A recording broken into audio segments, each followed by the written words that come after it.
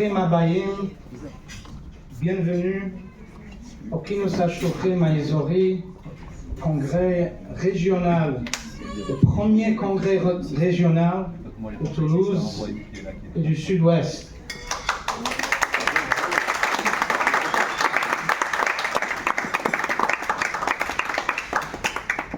À l'occasion de nos 50 ans, שהחיינו וקיימנו והגיענו לזמן הזה. כינוס השלוחים, j'ai traduit congrès régional. Il y a bien plus qu'un congrès dans un kinus. Le mot kinus veut dire rassemblement. Congrès, c'est un congrès du travail. Et donc, au-delà de cette journée du travail, d'échange, de renforcement, c'est un moment de rassemblement. Comme le Rabbi a qualifié lui-même le Kinus HaShluchim, le Kinus HaShluchim international qui se réalisait tous les ans chez le Rabbi, mais également le Kinus régionaux que nous avons écouté tout à l'heure du Rav Mendy Kotlarski, qui nous salue en sa présence ici avec nous. Il nous a partagé, au nom de son père, Alav Shalom, que c'est le Rabbi lui-même qui a initié ce concept de kinus régional. Et le Rabbi a qualifié ce kinus Hana'a lahem ve'hana'a la'olam. C'est un moment où les shluchim bénéficient. Hana, c'est un moment de regard, de plaisir, et aussi Hana le'olam. Grâce à cette énergie, cette force, c'est le monde entier, tout leur entourage qui en profite. Tout d'abord, c'est un hommage au Rabbi. Parce que le Rabbi a commencé et qui continue à travers le monde entier, le fait d'être réunis dans un kinus régional avec tellement de shluchim, c'est un véritable hommage au Rabbi. C'est un hommage également, et je me permets de dire Yosef et Esther, puisque c'est le Rabbi qui a confié la ville Toulouse et tout le sud-ouest de la France à ce couple en 1975, il y a 50 ans. Et c'est surtout, ou également, un hommage à tous les shluchim qui sont ici présents, de Toulouse, de banlieues proches de Toulouse, et de toutes les villes de la France, et même d'Andorre. Et c'est également un hommage à toute la communauté juive de Toulouse et des autres villes, représentées ici aujourd'hui avec de grandes institutions qui rythment la vie de la vie juive en France, la CIT, Fonds social, le CRIF, le CASIT. Et donc c'est un véritable hommage à nous tous. Avant de commencer le programme, on va donner des noms et on va présenter les visages qui sont ici autour de table. Certains d'entre vous se connaissent, mais peut-être des autres un peu moins. Nous avons, en tout premier lieu, les shluchim. J'ai dit le mot hommage aux shluchim, de jeunes couples, de jeunes dans l'âge ou de jeunes dans l'esprit, qui ont tout mis de côté pour mettre la mission du Rabbi, le bien-être des autres juifs, avant même leurs propres besoins, parfois même primordial, vital, matériel et même spirituel, pour s'occuper avec dévouement et amour de chaque juif dans leur entourage. beaucoup, et peut-être la majorité de shluchim qui sont ici présents avec vous, n'ont jamais vu le Rabbi. Et pourtant, chaque instant de leur vie, chaque respiration, chaque projet est animé par le Rabbi et ses enseignements. Premier shluchim de Toulouse. Alors je vous demande, comme c'est la tradition, lorsque vous entendez votre nom, de se lever, de vous faire connaître par l'Assemblée. Et ne vous inquiétez pas, bientôt c'est votre tour aussi. Alors, si quelqu'un ne veut pas se lever, vous pouvez au moins lever la main. Comme on sait que lorsqu'on chante, les hommes chantent et les femmes tapent avec les mains. Yosef et Esther Matuzov,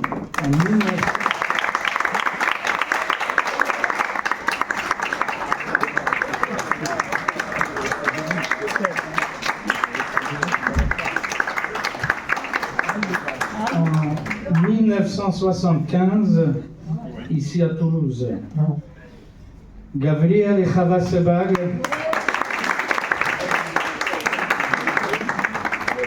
Toulouse, 1987. Je rajoute, quand j'ai dit Yosef et Esther, Gabriel et Chava, bien évidemment, avec tous leurs enfants. Moshe et Nechama Chen, 1998. Abraham et Rachel Levi, Tournefeuille, 2004. Chaim et Chaya Matuzov, Toulouse, 2008. Petite précision, ils sont arrivés les deux hier, donc depuis hier, ils sont rentrés dans leur 18e année en Shulchet.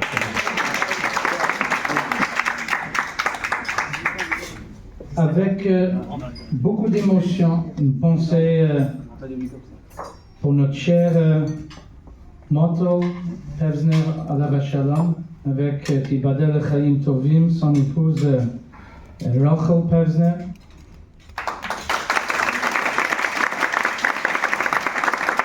Perpignan, 2006. Mendy et Sheina Matuzov pour 2011. Moïse et Chaya Gorari, arrivés à Toulouse en 2004 et puis s'installent à l'Union. Avromi et Chana Nissenbaum,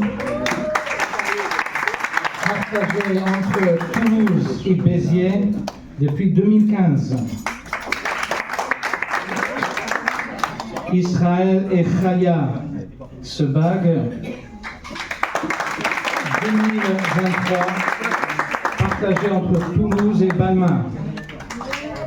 Mendy et Moussi Chen, depuis 2023 à Biarritz. Shmuel et Khani, pardon. Voilà. Elle est même pas là. Voilà.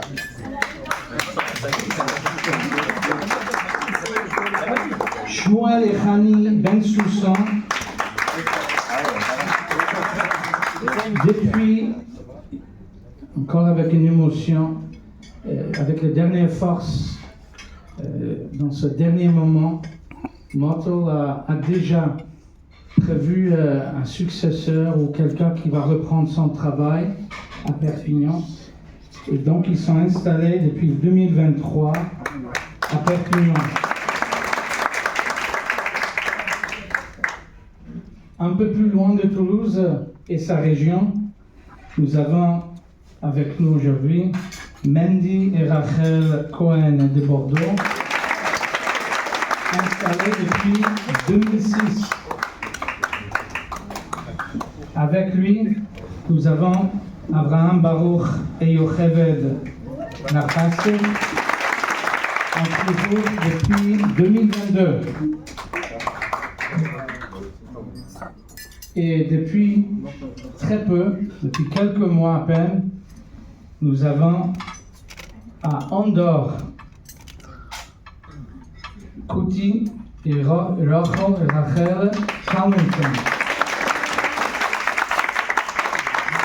Comme la tradition veut, un grand round of applause.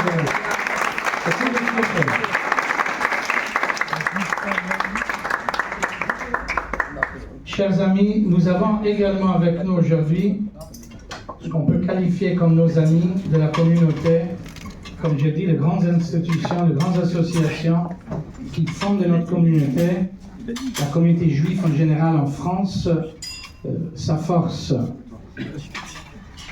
Je vais citer des noms de personnes qui sont ici aujourd'hui. Bien évidemment, ils sont très chers et très importants pour nous, mais au-delà de ces personnes, nous sommes en train aussi de rendre hommage à l'institution même, à travers tous les dirigeants et les responsables qui se sont succédés depuis 50 ans, depuis l'arrivée de mes beaux-parents, Yosef et Esther, à Toulouse. La cite représentée par son rabbin, Doron Naïm, le président de la communauté, Thierry Silam, s'excuse pour des raisons professionnelles. Personnelles. Il devait envoyer des représentants qui apparemment sont sur le chemin dans des embouteillages.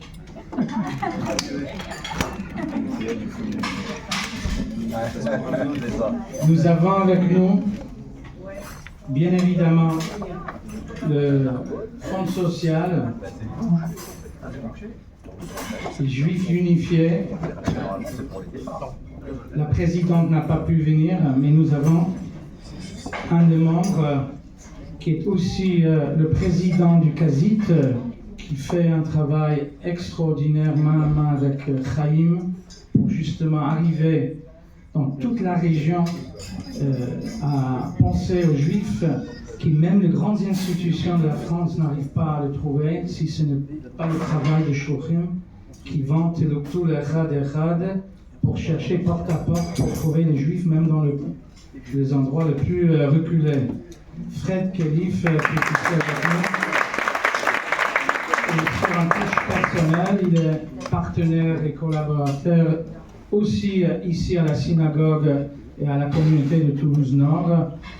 Et juste, s'il me permet une petite parenthèse, il a reçu $1 de Rabbi en 1989, où il était un des responsables du groupe local d'Ézéi, qui a visité le Rabbi pour le Shabbat à l'occasion de leur visite, mais qui était aussi le bicentenaire de la Révolution française, le 14 juillet 1989.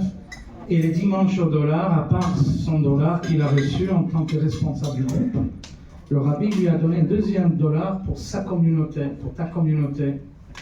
Et Fred le traduit aujourd'hui dans l'action, dans sa vie de tous les jours, que ce soit la communauté de cette synagogue ou tout simplement la communauté de Toulouse dans son ensemble.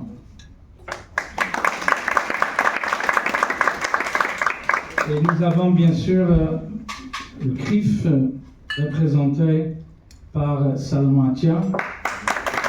Franck Bourg, le président, n'a pas pu être présent. Il a demandé donc à Salomon de participer.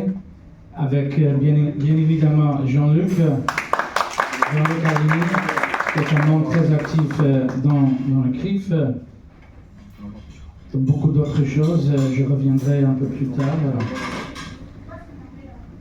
Et nous avons également présent avec nous Monsieur et Madame Oana, le président de la communauté juive de Narbonne,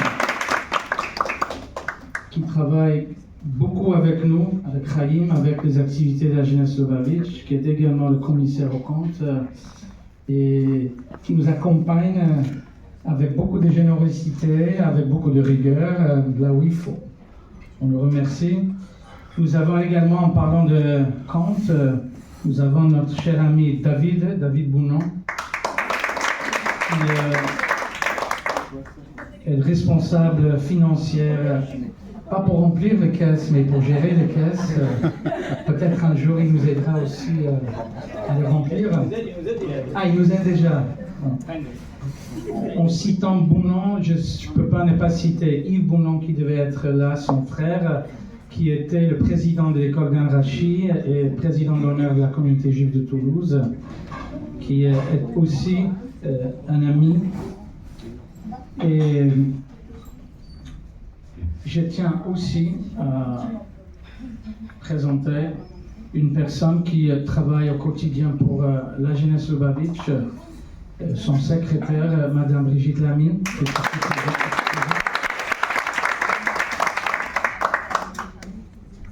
Une des premières choses que mes beaux-parents ont fait à Toulouse, après le grand succès du Gan Israël, c'était au-delà des attentes et des imaginations de tous ceux qui étaient responsables de la communauté à cette époque, c'était la création de l'école Gan Rashi, l'école dans laquelle nous sommes aujourd'hui.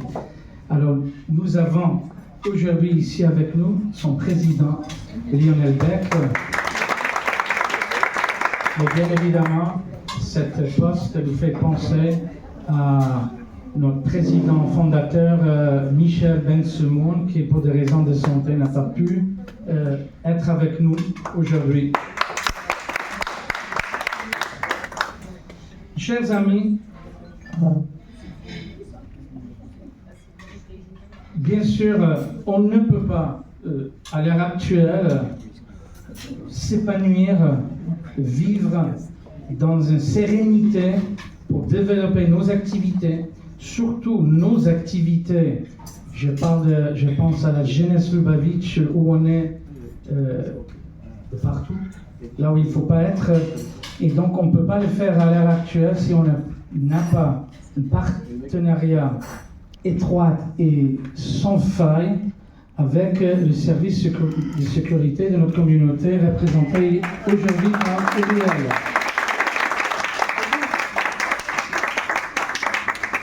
Et mes chers amis, ce n'est pas dans la liste, mais Imen Kemach en Torah, si on ne mange pas bien, eh ben, on ne peut rien faire. Nous avons Yossi et son équipe. Nous avons Manu aux techniques. Et pour pérenniser un événement comme le Rabbi le voulait, que ce soit dans la forme de livres ou de photos, etc., nous avons besoin de notre cher Bernard et Jean-Luc également pour cette occasion. Chers amis, hommage au Rabbi. Le Rabbi, en 1950, devient Rabbi dans un contexte mondial sensible. Quelques années après la guerre, le communisme qui bat son plein, on est à peine 2 ans après la création de l'État d'Israël, avec tous ces défis sur le plan matériel et également sur le plan identitaire et spirituel. Nous avons les États-Unis où les Juifs pensent qu'on est dans le nouveau monde, qui n'a rien à voir avec le monde des traditions et des valeurs. Et le Rabbi fait la déclaration que son travail va être basé sur l'amour. 3 amours qui existent: Ahavat Hashem, Ahavat HaTorah et Ahavat Israël. L'amour du prochain, l'amour de la Torah et l'amour de Dieu.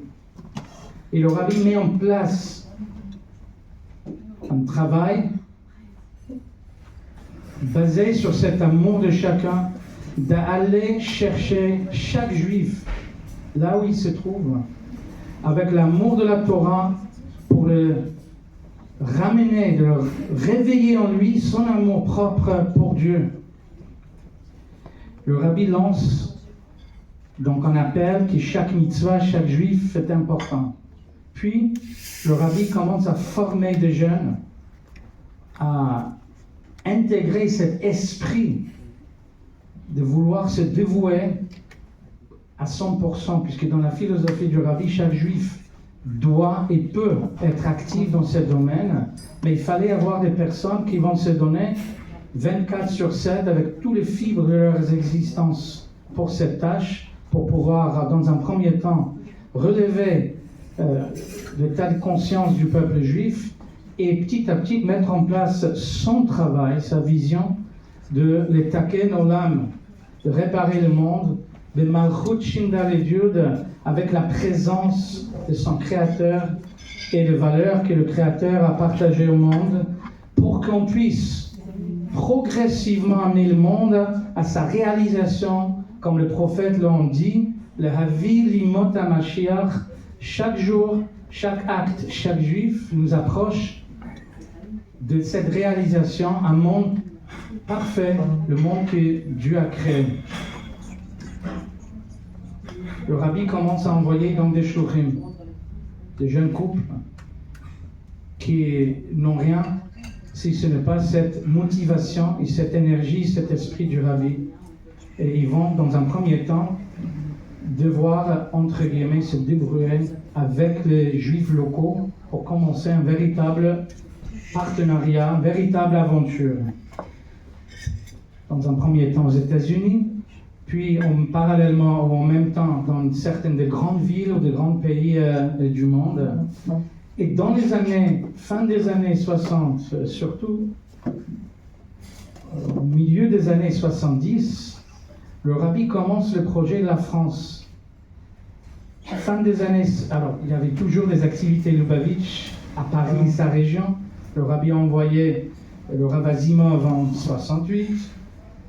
Et le Rabbi a commencé le projet de la France, c'est-à-dire les provinces, les autres grandes villes, à partir de 1975 avec mes beaux-parents. Commence un travail d'abord tout seul avec la communauté, avec le grand succès du Gan Israël, avec la création de l'école Gan Rashi, avec, comme mon beau-père a cité ce matin, des personnes de Toulouse qui ont énormément aussi aidé, se sont investis, comme Israël Gilles Zerdoun et des autres. Et ensuite, en 1987, le premier shluchim du Rabbi commence à revenir et s'installer à Toulouse pour arriver aujourd'hui à avoir des shluchim dans tout le sud-ouest avec le travail extraordinaire qu'ils sont en train de faire. Je termine avec une autre phrase que le Rabbi utilisait pour qualifier le kinus. Ish et re'eu ya'azoru ule'achiv yomar chazak. Chacun avec son prochain renforce son frère. Ish et re'eu. Un kinus hashluchim, c'est le moment où on n'est pas en train de partager notre travail. Bien sûr, on l'a déjà fait aujourd'hui, on va continuer à le faire pour renforcer notre travail, mais tout simplement d'être comme des êtres à part entière, de découvrir la personne avec laquelle on échange des messages, et on échange des projets, on travaille ensemble. Et aujourd'hui, nous sommes là en train de se voir comme une personne qui a une famille, qui a des enfants, qui a des fragilités, qui a des soucis, qui a des réussites, qui a des talents, etc. Ish et re'eu. Mais encore plus, j'ai cité le mot Achiv Yomar. On doit être capable de ressentir en nous et de le faire entendre, peut-être pas par le mot, mais de le faire ressentir par l'autre, que notre regard c'est véritablement comme un frère, comme une sœur, comme une famille. Ou le Achiv Yomar, et donc Chazak, c'est ça qui nous donne la force dans toutes les différents défis, petits ou grands, qui nous devons, par notre travail, entreprendre par rapport à nous-mêmes personnellement, nos enfants, etc. Si on parle des frères, ça renvoie l'image au Père. Le Père, c'est donc notre Père spirituel, notre Mishaléach, qui est donc le Rabbi. Notre regard du Rabbi n'est pas juste comme notre patron, notre PDG, la personne qui nous a donné notre travail, etc.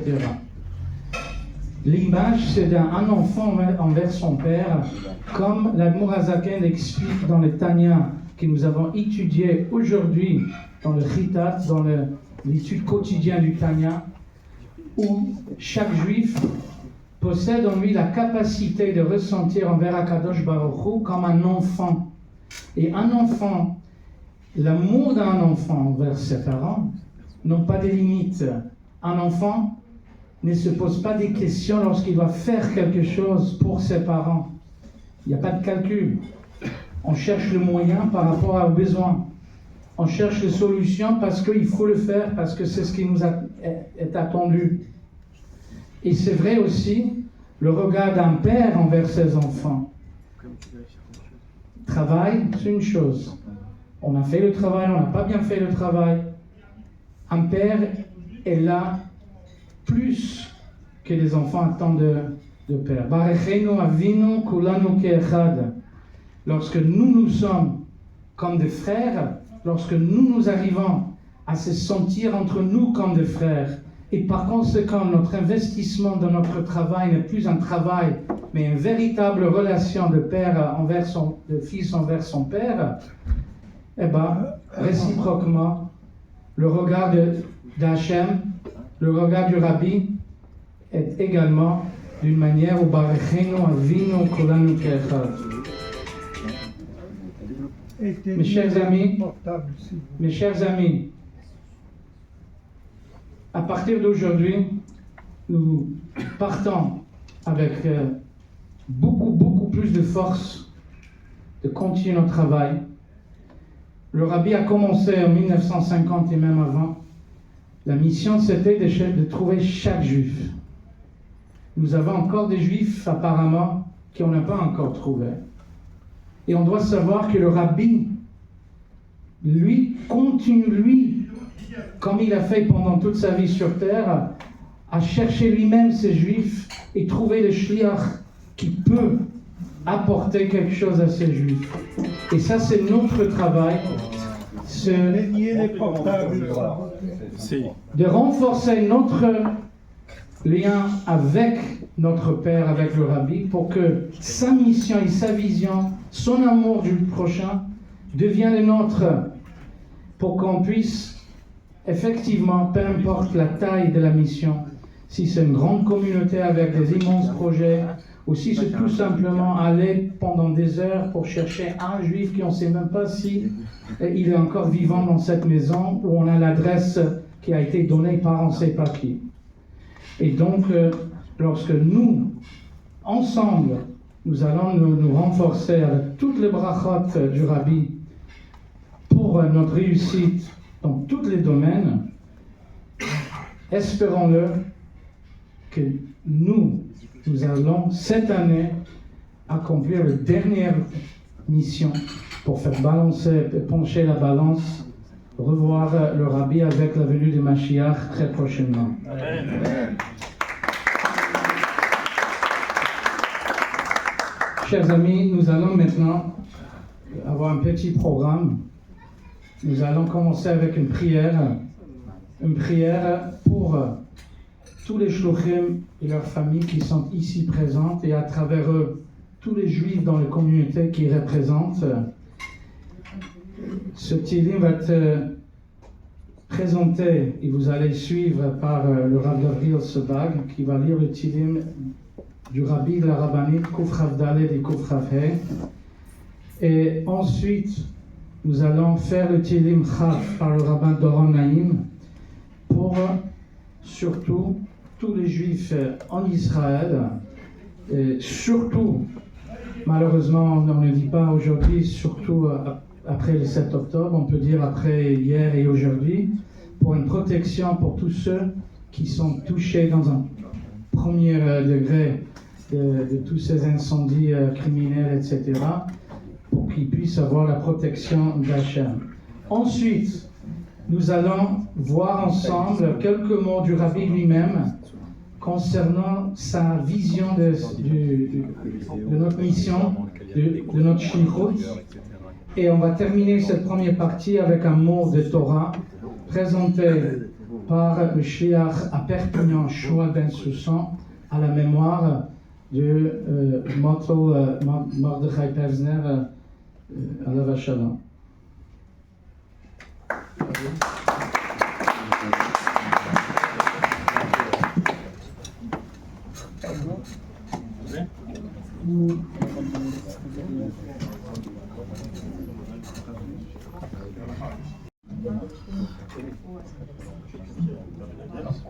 Si vous voulez, on peut se lever.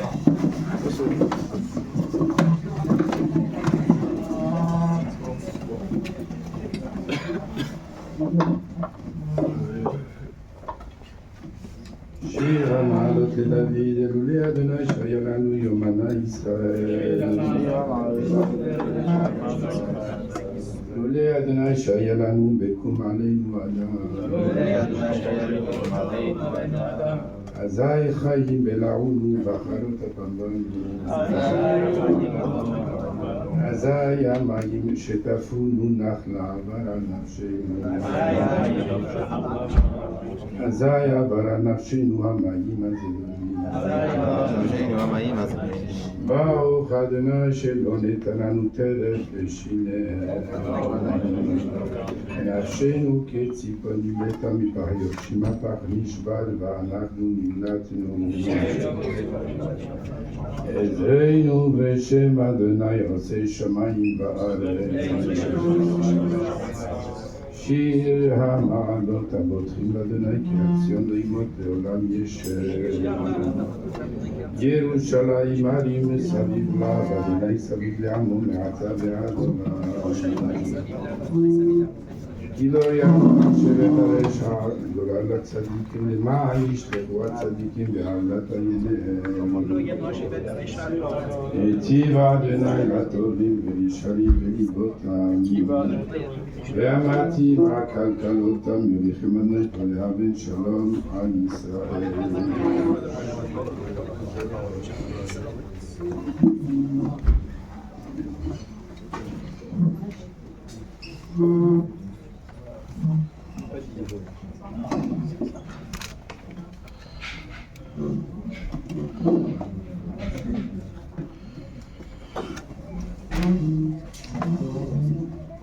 למנצח מזמור לדוד. יענך אדוני ביום צרה ישגבך שם אלוהי יעקב. ישלח עזרך מקודש ומציון יסעדך. יזכור כל מלכותיך ועולתך ידע סלע. ייתן לך כברך וכל עצתך ימלא. נראה עיניו שועתך ושב אלוהי נדגול ימלא אדוני כל משאלותיך. עתה ידעתי כי הושיע אדוני משחויינו משמי קודשו בגבורות אישה ימינו.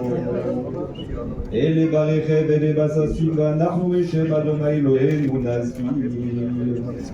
הם עקרו ונחלו ואנחנו קמנו ונתודה. אדוני יושיע מלך יעננו ביום קורא. אדוני יושיע מלך יעננו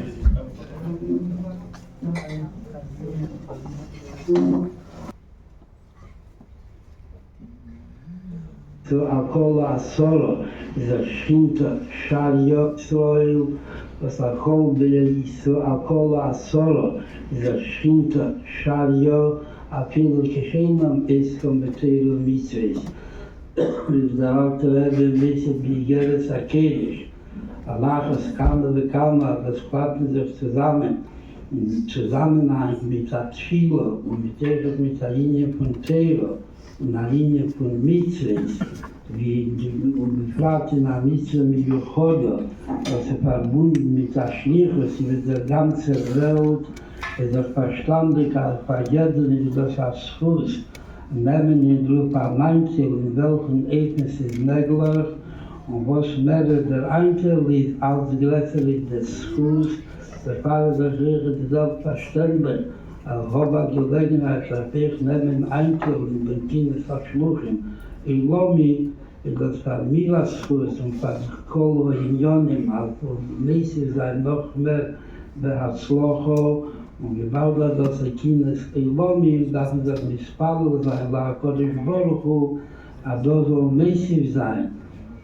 In der Nähe von Heilig und Ispaschit, für als Apel, was eine, so können die Griechen, Arrivo Menschen ist das verbunden mit großen Schwierigkeiten, gebaut, dass sie doch aber dort der Linie von Chavre Israel. Und ich beruhe hier, dass sie da Sayate die Schmeier, da was rechnet mir, dass sie da Sayate die Schmeier.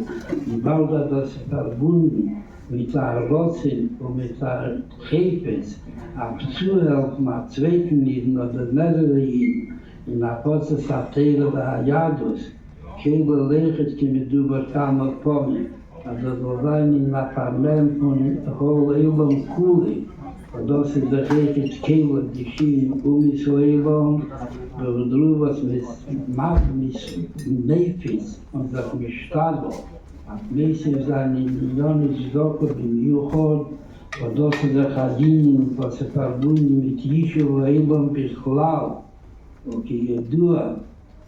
Und das Buch bekam man mit Kenntnis, dass es von den Sheva-Mitzvahs näher. Oder Al-Kol-Poni, wie war das da mit Zwersi, das von Echet Atzivui.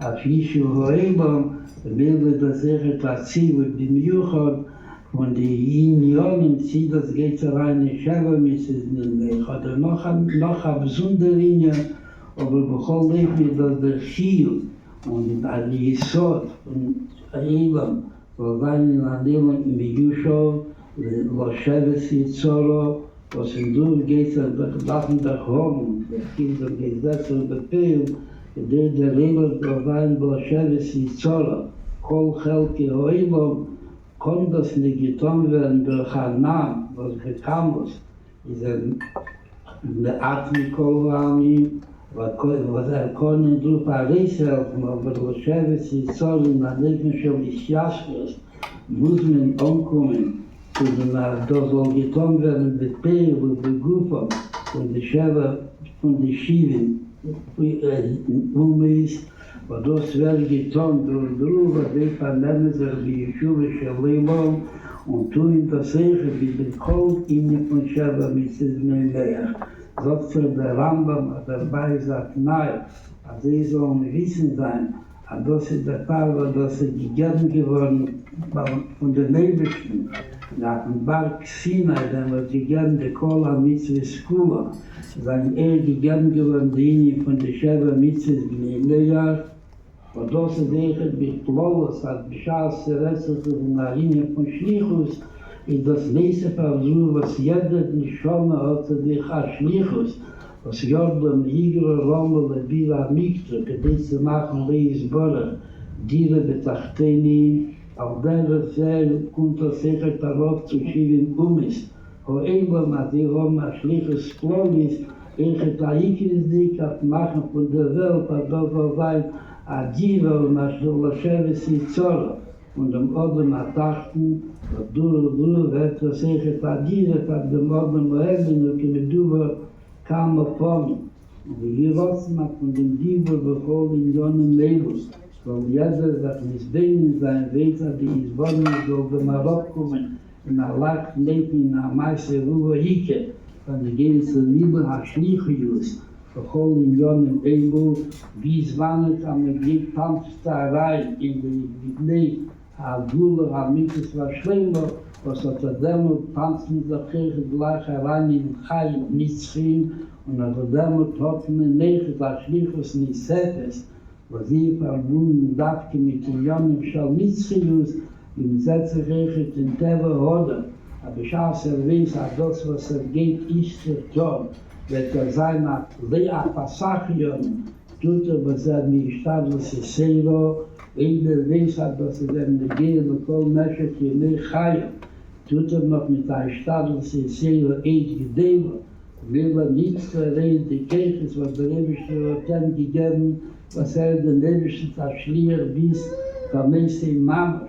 Hat der Rebische gegeben, hat durch den sein Schlichus bekommen Regel, und sein Schlichus bekommen Schor, und sein Schlichus bekommen Jeden, und sein Schlichus bekommen Chedisch, und sein Schlichus bekommen Schona, und sein Schlichus hat Wohles, und כל נשק שמי חיו ומשעשה ומזכר וצריך כלל ישראל ותקן ומיד ממש zu damit es war schlimmer, dass wir damals geht mit der Tanzen, die geht mit der gleich allein und tanzen gleich allein mit der Zinke in der Heim nicht sehen.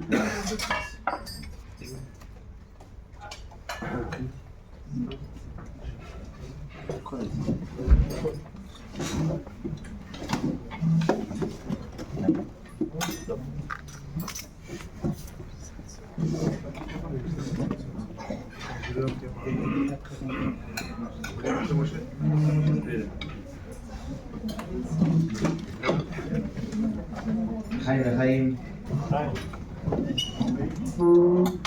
Bonjour à tous. Alors on va essayer de dire une petite sera, un petit mot. Le Nishmat, côté plaisir. Shalom, merci. C'est un vrai srout, la vérité, d'être, voilà, de dire une sira, d'être passé du Grand Malkout. Le premier qui nous a Shlochim, les Oris de Toulouse, du sud-ouest. C'est même quand on voit sur la carte, le sud-ouest, c'est le plus bas possible de la France.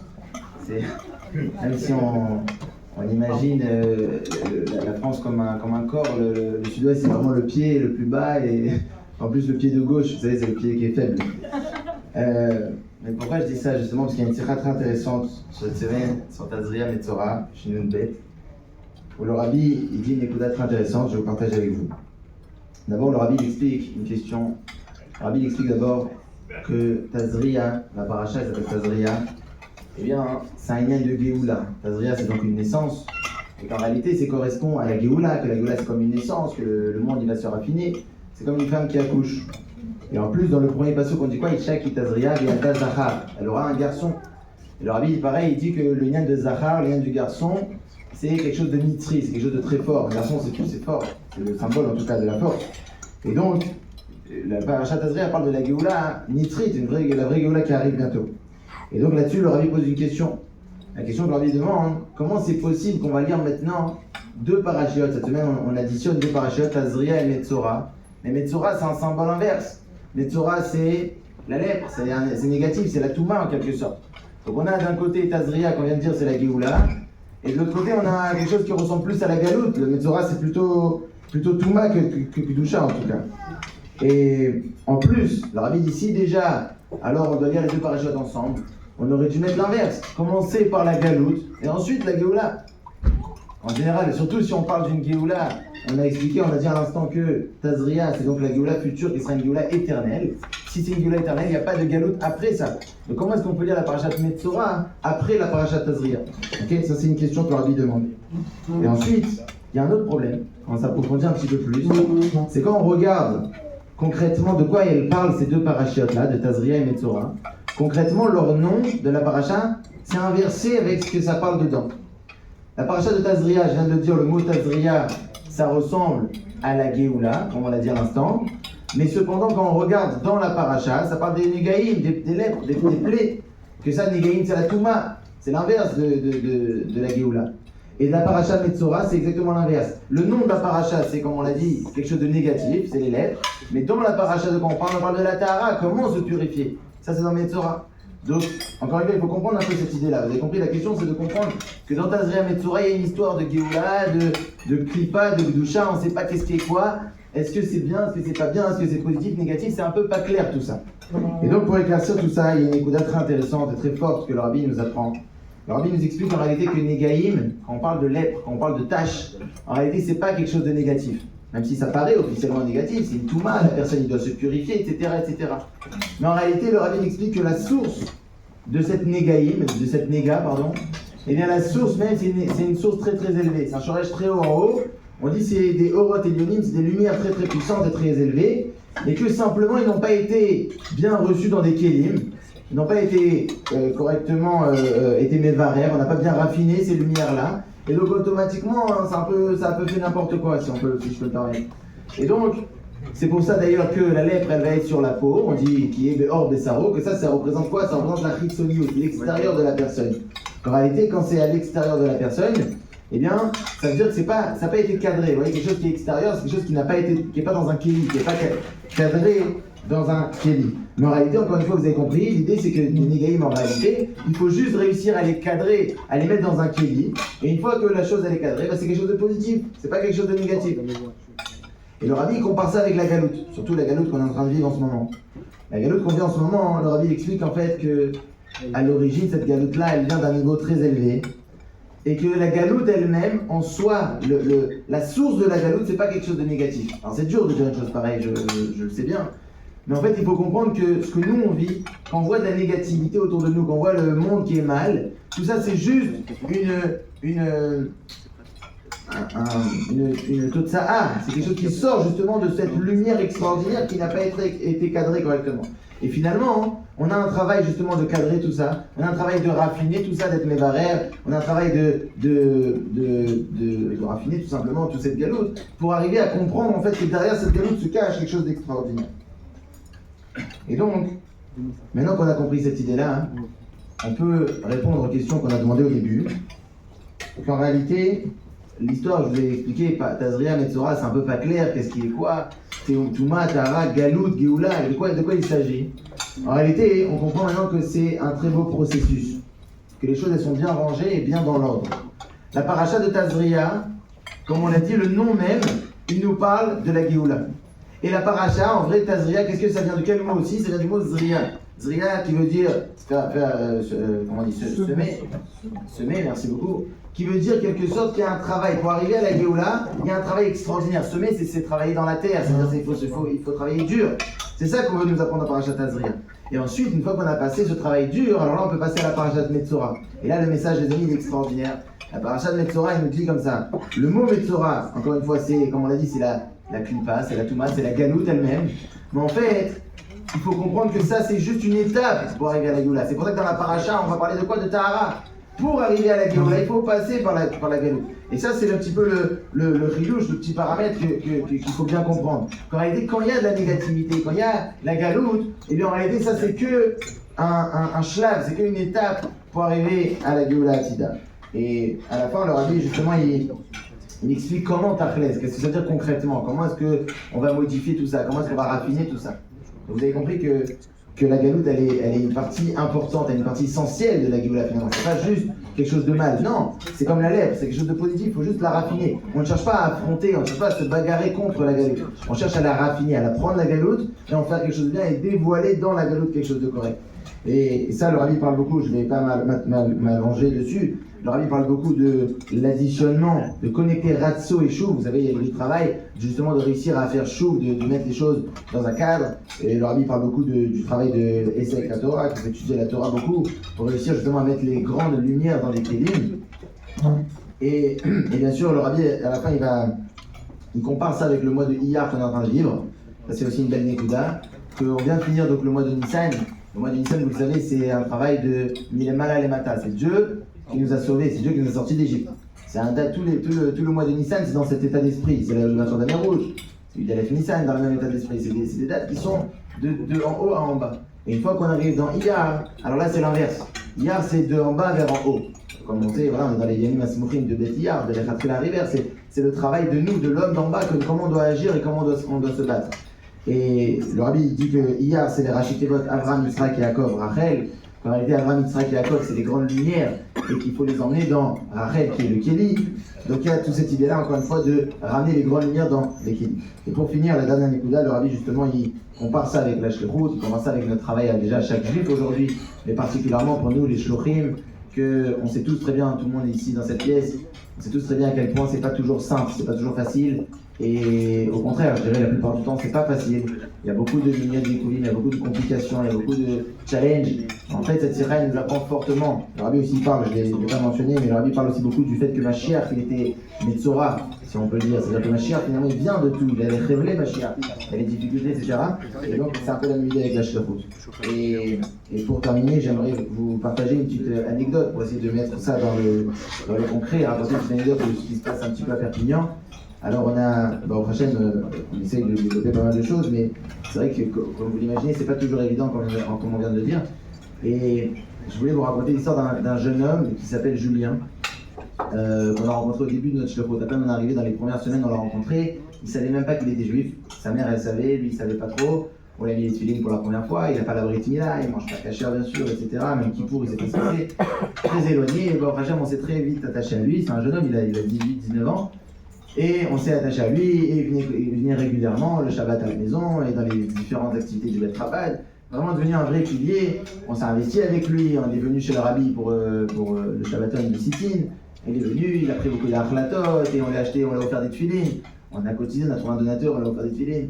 Et c'était vraiment extraordinaire. Et c'est vrai que je pense qu'on a tous un petit peu ce sentiment quand on est shluchim, on voit un peu loin, on se dit voilà, c'est Julien, c'est le pilier, c'est le maître à base, et comment il peut tenir sans Julien. Et ce qui s'est passé, c'est que l'été dernier, donc ça va faire un an, on a ouvert nous à Perpignan un restaurant, et c'était une histoire un peu vague comme ça, mais Julien il s'est un petit peu vexé. Parce que j'avais proposé à l'origine de travailler dans le restaurant, mais ça collait pas, bref, bon, une histoire un peu bidon, si je peux me permettre. Mais finalement, il a totalement, disparu des radars. On le voyait plus du tout, Julien, il voulait plus venir. Et quand j'essayais de l'appeler, j'essayais de le contacter, ça, il était vexé, il était énervé, il voulait plus venir. Et donc c'est vrai que c'était un peu difficile pour moi. Je me disais, mais quand même, Julien, mais tout, j'étais vraiment proche, j'étais un ami, on discutait des heures avec Julien, etc. Et donc bon, les mois sont passés, et c'est vrai que c'était pas facile. À chaque fois, je persistais, j'envoyais quand même à chaque fois un petit message. C'est Hanouka, essaye de passer à l'allumage, machin, mais bon, il venait pas. Et il y a quelques semaines, il y a quelques mois, un peu vers Pourim, comme ça. Alors on en parlait avec ma femme et on a dit qu'en réalité, il faut réussir justement à se détacher et à comprendre que la Shlichut, on est juste des envoyés du Rabbi, qu'en réalité, il faut juste accepter qu'il y a un Dieu, qu'il y a un Rabbi qui gère, et quelqu'un qui doit venir s'approcher de la Torah, quelqu'un qui doit venir la définir. En réalité, nous, on est juste un intermédiaire, donc en réalité, il faut lâcher prise. Et le jour où on a accepté de lâcher prise, alors Mamash, quelques jours, quelques semaines plus tard, à Pessah, il m'avait même pas confirmé, j'avais envoyé le message, je l'avais même pas confirmé, il est arrivé, il a tapé à la porte à la maison le soir, il est arrivé pendant le Seder, et il s'est assis, je l'ai assis en face de moi, et il a passé un Seder extraordinaire, il était impressionné de tout ça. Il était impressionné de chaque détail du Seder, il nous a pris un petit peu pour des fous, pour ceux qui connaissent les détails de Sheikh Chabad. Il était assis, il était impressionné de chaque détail, jusqu'à la fin, j'ai fait Maïm Acharoni, il m'a dit bon là ça y est, il faut que tu m'expliques. Il y a trop de détails compliqués, mais à la fin il m'a enlacé très fort, il m'a dit je lâcherai pas, je reviens, je suis de retour, etc. Donc c'est pour donner cette idée-là que dans la Shlichut, il y a toute cette idée-là qu'il faut passer par ce Metzora, par cette partie qui est compliquée, mais qu'en réalité à la fin, eh bien, on est sûr et certain que le Rabbi il aide et que le Rabbi veut qu'on arrive avec nous là. Et donc pour terminer, le dernier hôte pour finir la Sikha, le Rabbi à la fin il termine en expliquant que la Nekuda de Kalukol Akitzim, qu'on a dépassé toutes les limites de Mashiach, et qu'on est arrivé à un stade où Mashiach il est prêt à être là, il n'y a plus rien à faire, il faut juste être maré be'etzba'o ve'omer-ze. C'est-à-dire qu'il faut désigner, il faut montrer avec son doigt et dire voilà, Mashiach il est là. Donc ça c'est notre travail, il faut juste faire le petit. Il n'y a rien à faire en vrai, c'est juste le petit dernier truc. Chaim le Chaim et.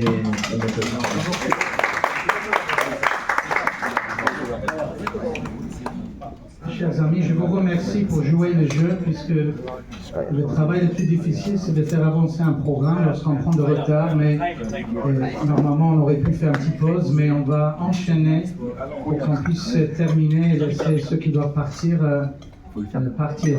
Il y a encore quelques intervenants. Donc maintenant nous allons laisser la parole, présenter notre cher rabbin de Toulouse, Doron Naïm, qui est avec nous tout au long de l'année, pas que au Kinous Hashlochim pour les grandes photos et les grands honneurs, mais qui est là tout le temps avec nous. Donc, pour nous dire quelques paroles d'encouragement et de bracha.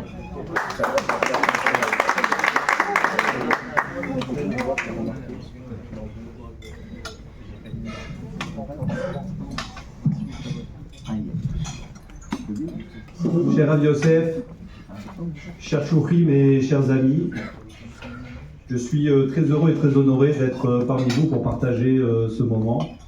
C'est un moment qui est très intense, c'est un moment qui est très important et duquel je prends plaisir parce que j'apprends aussi énormément.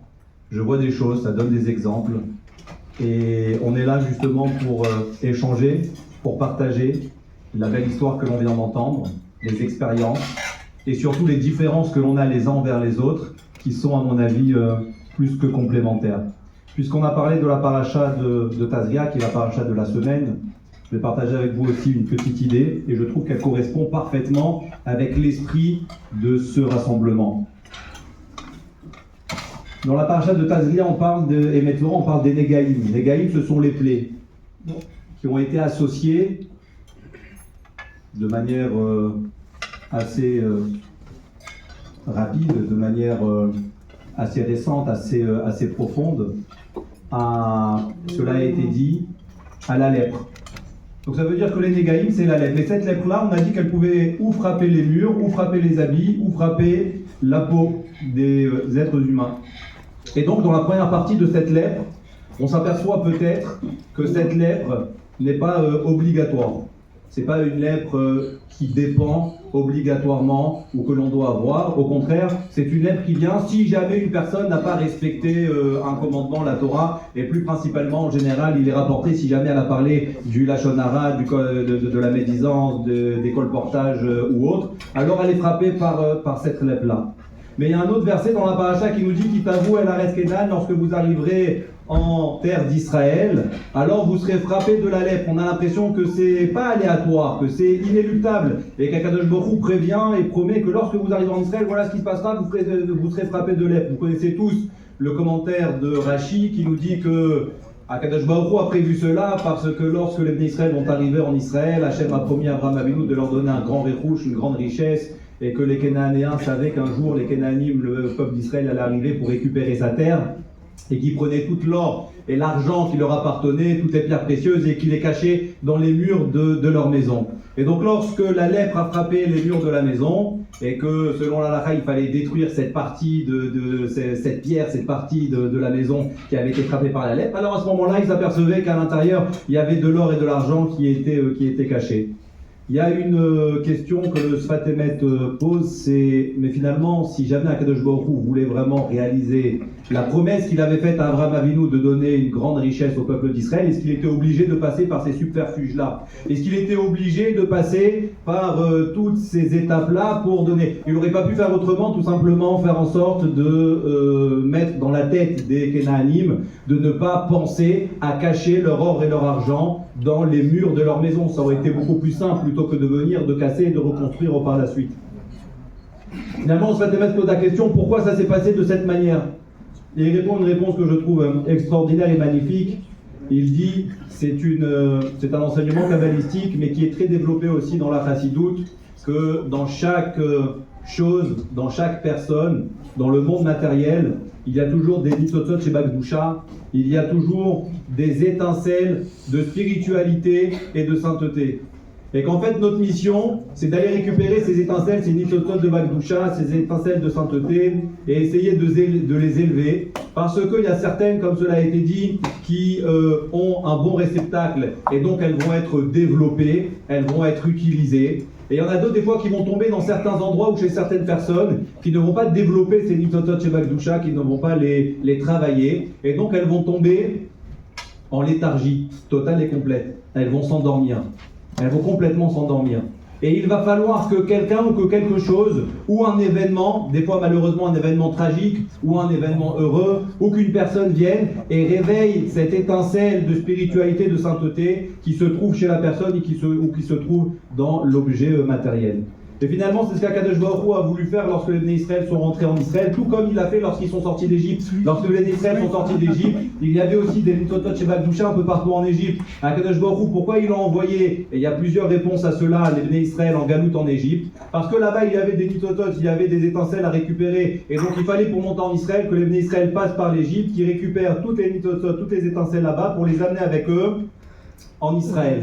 Et donc c'est comme cela que les Bnei Israël sont arrivés en Égypte. Et donc à l'image de ce que Akadosh Baruch Hu leur a dit, vous allez sortir avec une grande richesse d'Égypte, ce qui veut dire Ve'erush Gadol, ils sont sortis avec une très grande richesse qu'ils ont pris aux Égyptiens et qui était la leur et qui leur venait légitimement. C'était pas juste pour le côté matériel. Akadosh Baruch Hu n'avait pas uniquement la volonté de donner une grande richesse au peuple d'Israël. Ce qu'il voulait, c'est qu'à travers cette richesse, ils puissent comprendre que derrière le monde matériel, il y a aussi un monde spirituel qui se cache. C'est pas ou le matériel d'une part ou le spirituel. C'est que tout est mélangé et que dans le matériel, il faut être capable de pouvoir avoir la bonne vision pour pouvoir trouver l'étincelle spirituelle qui se trouve dans cet objet ou dans cette personne pour essayer de la faire ressortir, pour essayer de la faire vivre.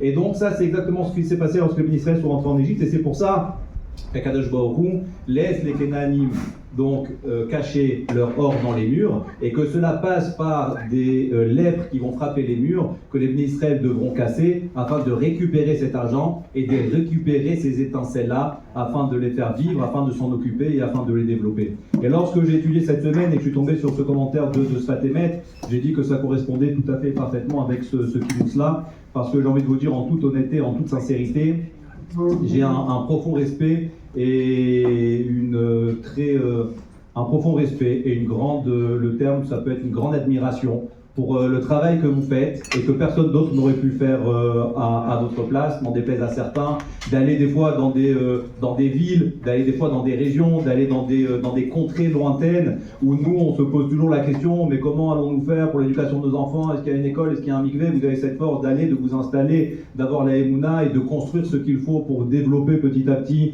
le judaïsme. Et donc vous avez cette force, cette puissance de pouvoir aller dans ces endroits-là et de récupérer dans ces endroits toutes ces dans ce monde matériel, dans ces endroits qui sont vides, c'est un désert. Et des fois, c'est pour faire revivre une étincelle d'une veuve qui a 93 ans, et peu importe. Et des fois, c'est pour aller voir un jeune homme, comme cela a été dit, qui est complètement perdu. Et c'est pour essayer de les reconnecter avec leur étincelle divine, avec leur étincelle de sainteté, et leur redonner, parce que c'est fait aussi avec beaucoup de bienveillance, avec beaucoup de proximité, avec beaucoup d'amour. Vous le faites, c'est un judaïsme que vous représentez qui est vivant, qui est accueillant, qui est ouvert, qui est chaleureux et qui donne envie. Et c'est ce qui fait que le travail Baruch Hashem est un travail qui prospère et qui se développe de plus en plus. Alors je conclue tout simplement, comme cela m'a été demandé avec Divrei Bracha, je souhaite qu'Akadosh Baruch Hu soit dans chacun de vos projets, dans chacune de vos idées, dans chacune de vos actions, qu'il vous protège, qu'il vous aide, qu'il vous envoie la tzlacha rabba, bekol ma'asiyatrem, que ce soit dans la gashmiyut ou dans la ruchniut, que ce soit dans le shalom baït parce qu'on en a besoin pour faire une bonne shlichut, que ce soit dans l'éducation des enfants, parce que faire une shlichut, si c'est pour avoir nos enfants finalement qui disparaissent un peu ou qui s'éloignent, c'est toujours une question qui est difficile. Est-ce que je peux? Mais qu'est-ce que l'on va faire? Il y a des systèmes que les Chabad encore une fois ont mis en place avec des Zooms, avec des études connectées, le Talmud Torah, des écoles que l'on peut faire par correspondance. Ça veut dire que le système est très bien pensé et très bien fait justement pour donner la possibilité à chacune et à chacun de pouvoir aller réaliser la mission qui est la vôtre, la mission qui est la leur. Et donc Akadosh Baruch Hu puisse continuer à vous accompagner jusqu'à ce que l'on puisse réaliser tous ensemble que l'on puisse tous prendre ensemble à Toulouse, dans la région, dans le Grand Sud-Ouest, toutes les Nitzotot chez Bakoucha, toutes ces étincelles divines, et les prendre avec nous pour les ramener avec la construction du Beit Hamikdash et le Mashiach à Jérusalem. Atzlacha rabba à toutes et à tous. Merci, c'était important également de donner la parole à un des fidèles, un de nos amis de la communauté, pour apporter un autre regard, un message d'amitié. Alors, nous allons maintenant écouter quelques mots de Jean-Luc Halimi, quelqu'un qui est profondément touché par la présence de mes beaux-parents depuis presque leur arrivée à Toulouse, quelqu'un qui est très touché par la philosophie, la vision, la mission du Rabbi, bien évidemment ici à Toulouse, mais dans sa globalité des choses, quelqu'un qui depuis peu, je ne veux pas dire qu'il a arrêté, mais il a pris sa retraite, mais au contraire, on le voit maintenant dans cet aspect de militantisme et quelqu'un qui est un combattant, mais avec une force, qui se fait au niveau de la communauté, dans toutes les associations, on le voit, mais également dans nos manifestations au sein de la jeunesse Lubavitch, investit beaucoup depuis quelques temps ici à l'école pour le développement et l'épanouissement des élèves de notre école. Et donc on va écouter quelques mots de Jean-Luc Aligny.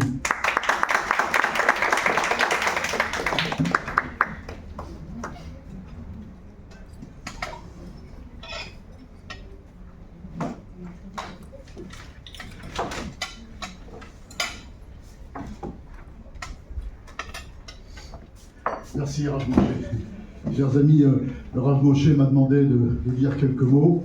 Je lui ai dit que justement, je ferai un témoignage, bon, certainement pas un Dvar Torah, mais un témoignage personnel de ce que j'ai pu ces quasiment 50 dernières années, effectivement, observer, ressentir à mon niveau, donc depuis ma rencontre avec Rav Yosef et sa femme Esther, et puis bien sûr tous leurs enfants et tous Gabriel, tous ceux qui ont travaillé si dur dans cette communauté. Alors, donc je vais structurer ça en quelques mots-clés, à travers, je dirais, les comportements, les qualités qui pour moi ont été finalement importants, qui m'ont marqué durant ces 50 dernières années. Alors, le premier, c'est, je dirais, l'empathie, l'écoute, l'amour du Ham Israël, de son prochain, et l'idée centrale, qui était pour moi absolument une révélation, une découverte, l'idée centrale que chaque juif est unique et important à ses yeux, à leurs yeux et aux yeux du Créateur. Alors c'est vrai qu'à l'époque j'étais étudiant, je venais de Paris, j'étais le plus heureux du monde de pouvoir quitter Paris et voler de mes propres ailes en faisant mes études d'ingénieur ici. J'étais libre et la première chose à laquelle je pensais, c'était me libérer du carcan, moi j'adorais ma famille, mais du carcan familial au niveau de toutes les contraintes, et y compris, il faut être religieux, de choses que je considérais comme étant des contraintes que j'avais du mal à décrypter, à comprendre et à admettre. Et j'ai fait une promesse quand même à mes parents, à ma mère. Elle m'avait dit: tu me fais la promesse que tu iras à la synagogue et au centre communautaire, au moins une fois. C'est ce que j'ai fait, et tout est parti de là. Et un jour, donc, j'ai rencontré Rav Yosef, et Rav Yosef, j'étais à l'époque à l'UOJ, et il m'a dit: Jean-Luc, passe un soir à la maison, on va discuter. Et je dois dire que j'étais très surpris, extrêmement surpris, car je ne voyais pas très bien quel intérêt je pouvais avoir à ses yeux. Et on a discuté, on est resté 2 heures à discuter, et après c'était le début d'une longue amitié, et je me suis rendu compte que j'étais important à ses yeux. J'étais plus important à ses yeux en tant que juif que je ne l'étais pour moi-même. Et c'était pour moi quelque chose effectivement d'extrêmement surprenant, même révolutionnaire. Et c'était le début d'une longue amitié. Et finalement, il y a eu à travers ça ce refus de l'élitisme.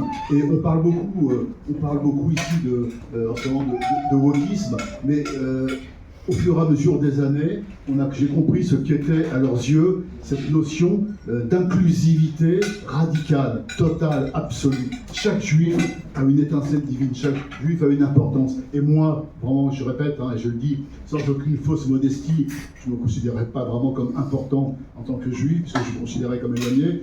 Et en fait, il a réussi à me convaincre que ça n'était pas du tout le cas, que je me trompais. Voilà. Donc cette notion d'inclusivité radicale qui fait que tout le chose important est une chose qui, pour moi, à l'époque, c'était l'époque des idéologies, était vraiment nouvelle et révolutionnaire, et ainsi que le concept, cette notion que finalement la spiritualité est absolument à la portée de tous. Et c'était pas du tout évident à l'époque. On pouvait considérer qu'il fallait avoir un certain background, un certain niveau de connaissance. Le deuxième point qui est même marqué, c'est la notion de responsabilité plutôt que de culpabilisation. Alors c'est un terme qui était vraiment auquel j'étais très très sensible, car je ne cessais de recevoir un peu partout, y compris au sein de ma propre famille, des reproches, comment c'était la culpabilisation. Et en fait, cette notion-là n'existait pas avec Rav Yosef et avec vraiment ses enfants et avec Rav Gabriel et tous ceux avec qui j'ai pu travailler. Effectivement, cette notion n'existe pas. C'est la responsabilité. Il n'y a aucune concession derrière, mais seulement tu prends tes responsabilités. D'accord? Tu réfléchis, tu vois quels sont les impacts pour toi, ce que tu veux créer pour toi, pour tes prochains, et tu assumes. Voilà. Et ça, c'est quelque chose qui m'a donné énormément à réfléchir et qui a été effectivement qui a joué dans mon engagement communautaire. Le troisième point, alors là, je dirais peut-être le plus évident, criant, qui à Toulouse vraiment nous a vraiment tous impressionnés, et moi le premier, c'est l'investissement. C'est l'investissement total de Rav Yosef, de son épouse, et ensuite de tous ceux donc, qui est au nom de la jeunesse Lubavitch, et aujourd'hui avec Rav Moshe, avec Chaim, qui fait un travail exceptionnel, Gabriel, exceptionnel, avec les étudiants, tous, l'investissement. Et ce qui m'avait marqué, c'était le no limit. Alors ça, cette notion de no limit, il n'y a rien qui est impossible. Arrêtons de se mettre des barrières avec c'est difficile, c'est très difficile, c'est quasiment impossible. Tu décides, ça se fera. Et c'est aussi simple que ça. Et c'est exactement ce qui s'est passé. Il suffit de le vouloir, et je dirais les moyens, on les trouve, on les met, on fait preuve d'imagination, mais ne pas se laisser freiner trop facilement par des barrières. On fait. Et bien sûr, ce no limit, ça a été, bien sûr, on l'a vu avec la création du Gan Rashi. Et là, je dois dire que c'est un point qui est important. Alors, pas reparler de la création du Gan Rashi, on en a parlé 1 million de fois, mais le contexte dans lequel ça s'est fait, lorsque Rav Yosef et Rav Esther sont venus, ils ne sont pas venus dans un désert. Il y avait une communauté. Et il y avait un président de communauté qui était quelqu'un de remarquable. Ce n'était pas quelqu'un qui avait une notion très vague de l'intérêt de la communauté. C'était le docteur Grinfogel, et Yosef m'a souvent parlé de ses échanges avec lui. C'était quelqu'un qui avait une conscience absolument énorme de ce qu'était la communauté, de ses besoins. Il était investi à 500%. Et pourtant, lorsque Rav Yosef a mentionné l'idée dès le début de l'école juive, eh bien ça a coincé. Et ça a coincé, il ne voyait pas du tout, ni la possibilité, l'intérêt éventuellement, mais la possibilité, la réalisation, il ne la voyait pas du tout. Et ça doit vraiment nous interpeller, que quelqu'un qui finalement n'a pas beaucoup d'ambition, on peut dire que bon, ça se comprend, c'est un schéma classique, mais que quelqu'un qui avait quand même une très forte conception de l'importance et de l'ambition pour sa communauté, n'ait pas adhéré, finalement ait réussi à être convaincu par Rav Yosef, ça doit tous nous interpeller. L'autre point qui m'a toujours marqué et auquel j'étais très sensible, c'est l'exemplarité. C'est l'exemplarité, l'authenticité, le désintéressement qui permet à la fin de gagner le respect. C'est quelque chose qui pour moi était extrêmement important de par même mes propres expériences personnelles. On enseigne, mais on doit être irréprochable. On doit avoir un comportement, des actes, une façon de faire qui soit strictement, avec une tolérance zéro, en ligne avec ce qu'on enseigne. Et là, on peut obtenir le respect, et c'est ce qui s'est passé. Donc là, je crois que chacun voit ce que je veux dire au niveau vraiment de tous les membres de la jeunesse Lubavitch, et bien sûr historiquement au départ avec le Rav Yosef, la Rabbinit Esther, et de tous ceux qui ont fait un travail absolument admirable ici. C'est l'exemplarité, le fait de dire qu'ils se comportent exactement selon la façon dont ils nous enseignent de nous comporter nous-mêmes. Le dernier point, c'est la rigueur. Alors c'était quelque chose qui était important pour moi, la rigueur et l'insistance sur la réflexion. La réflexion, le débat, l'échange, la connaissance. Et là j'ai découvert effectivement le triptyque qui est à la base un petit peu de leur action, de leur philosophie, découvrir, analyser, appliquer. Et je me suis rendu compte à l'époque que finalement je ne voyais que personnellement le dernier petit niveau, le dernier étage de la fusée qui était appliquer. Non, en amont, découvrir, analyser, appliquer. Je pensais naïvement que le Naaseh Venishma était une injonction à une obéissance aveugle. J'étais très largement en dehors des clous.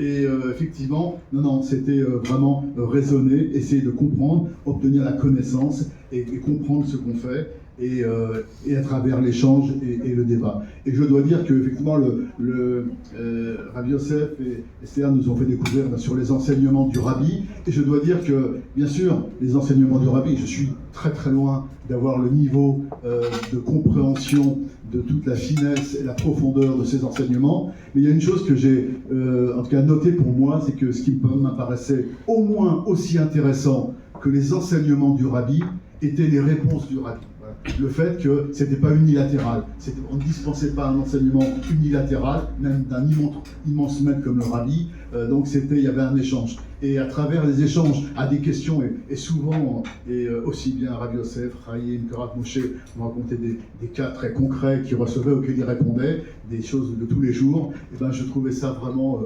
vraiment très très important pour moi de voir un maître de ce niveau-là prendre la plume, répondre de manière extrêmement détaillée, et c'était dans l'échange. Donc c'est de ce point-là, donc ce triptyque, découvrir, analyser, appliquer, était vraiment important. L'autre point, c'est bien sûr l'unité de la communauté, la solidarité. Et ça, c'est bien sûr, Yosef a toujours été de ce côté-là, et la jeunesse Lubavitch toujours en pointe pour nous mettre en garde. Et c'était pas évident. C'est facile à dire, mais c'est très loin d'être évident. En garde contre les dangers de la division, des paroles dont on peut ne pas avoir toujours conscience. Le Lachon Hara n'est jamais très très loin, et on peut effectivement tomber dans ce travers sans même en avoir conscience, ou en pensant simplement détenir la vérité. L'avant-dernier point, c'est la place de la joie dans le judaïsme. Là, effectivement, il faut réconcilier avec le fait que, loin de l'austérité de l'orthodoxie, à l'époque, pour moi, l'équation était simple, orthodoxie égale austérité, et la joie est venue, et la façon de pratiquer et d'appliquer dans la joie, dans la simcha, était totalement nouveau, et pour moi, là encore, un point assez révolutionnaire. Le point suivant, c'est l'imagination, la créativité. Alors la créativité, effectivement, ça, il faut preuve d'imagination permanente. Je citerai un point, c'est la clé Torah avec le Rav Moshe. La clé Torah, c'était une idée très simple. Si tu ne vas pas à la Torah ira à toi, et elle ira à toi, chez toi, sans que tu aies à bouger. Et il a décidé, puis on l'a réalisé ensemble, je l'ai aidé en tout cas, de dire on va insérer dans la revue trimestrielle qu'on envoie à toute la communauté, qui s'appelle Avivmag, et on va insérer une clé USB plate, donc il peut s'insérer dans une revue, et qu'on va fabriquer, et dans lequel on a inséré une quinzaine, 18 cours.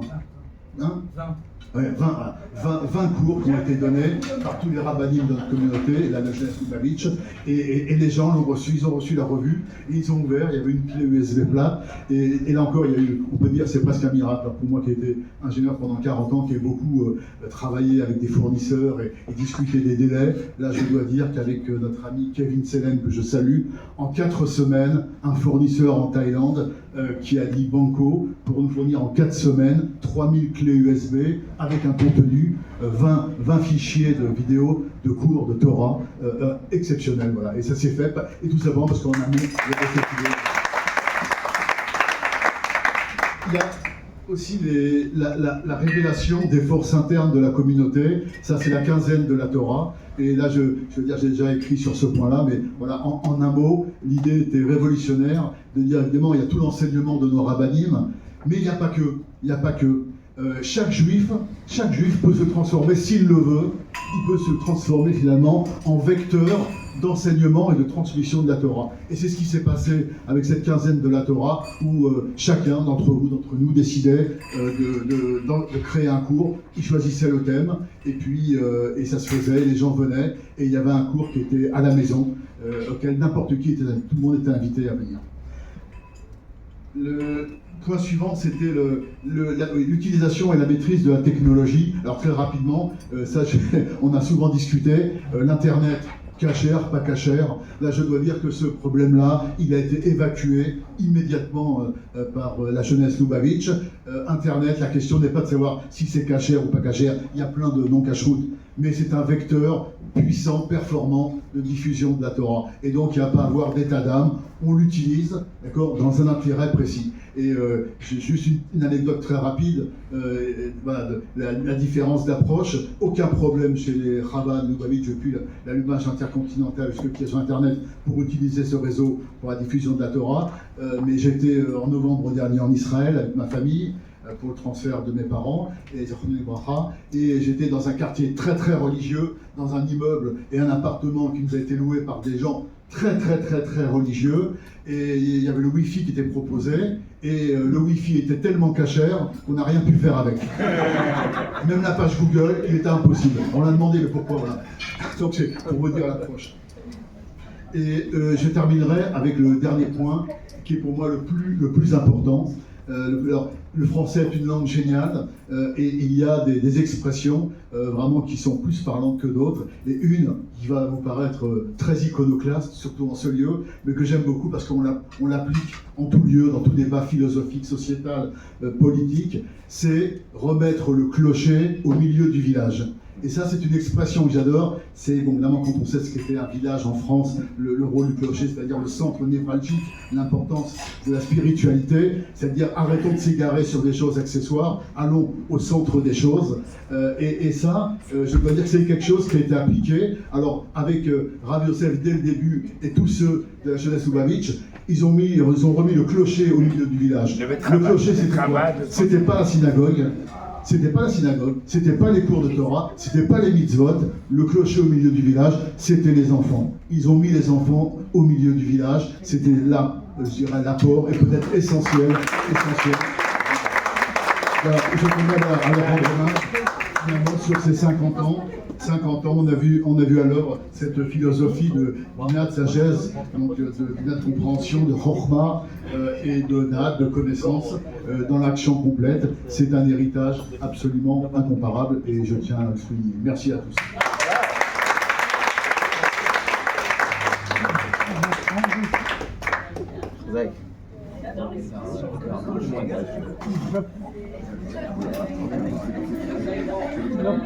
Alors, Chaim vient de me souffler qu'on aurait dû chanter un nigoun, si vous voulez, mais vous devez vous engager de rester quand même pour le deux discours qui suit. Hein. Donc, ça vous, monsieur de...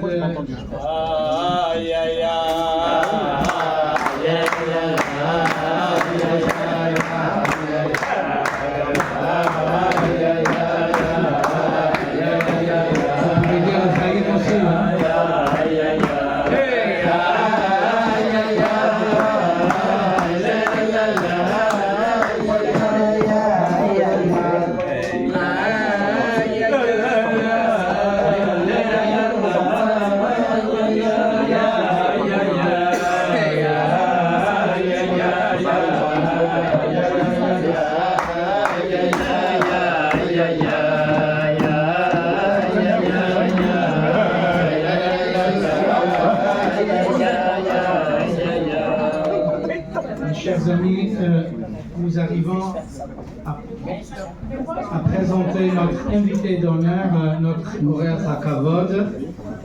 Quelques moments. Alors, nous invitons à prendre la parole au Rav Mendy Kotlarski. Et avant de le présenter, il est le fils de Rav Moshe Kotlarski Alav Shalom.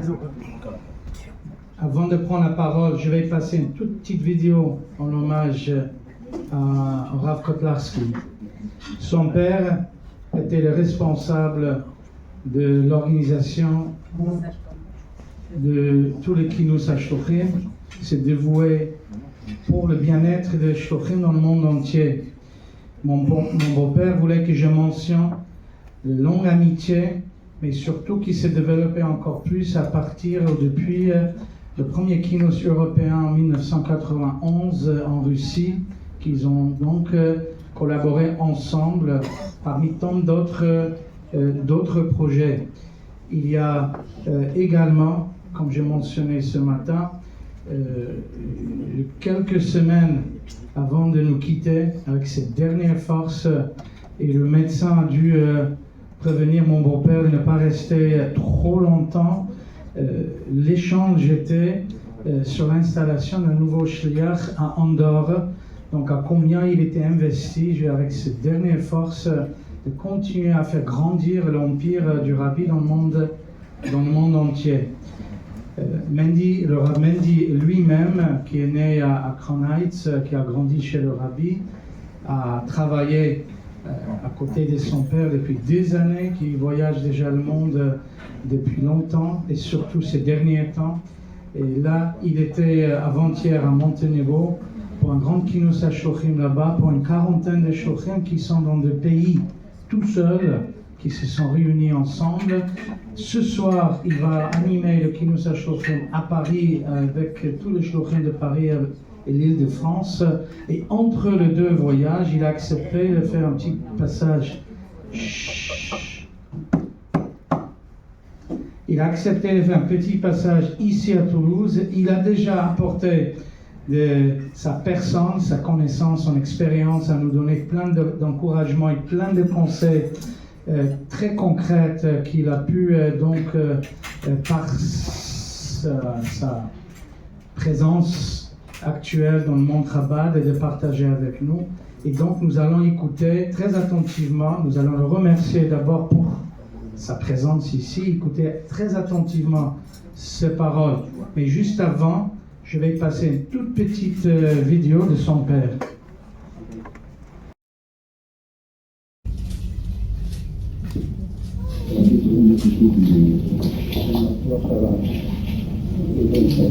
C'est le monsieur, là, le premier monsieur qui prend les délégations de Shlochim devant le Rabbi, le Moshe Katlaxi, Alav Shalom, le papa de Mendy.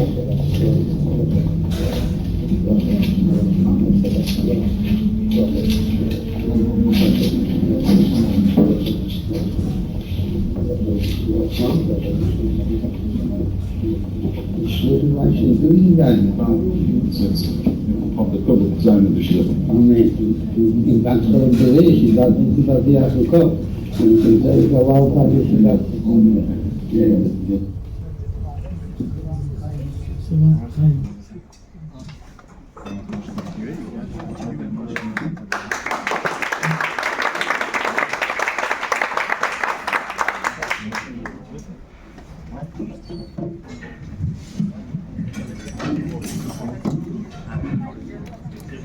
L'chaim, l'chaim.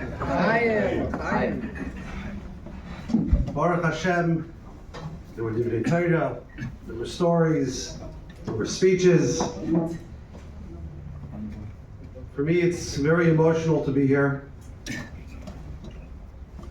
be able to say a special l'chaim with Rabbi and Rebbetzin Matisov, and to see the incredible work that the Shluchim are doing over here. The say l'chaim Lila Nishmas, my father, who really should be here, who was a very close friend with Rabbi Matisov, Rav Moshe Yehuda and Rav Tzvi Yosef, Arini Kaparas Mishkavai, l'chaim.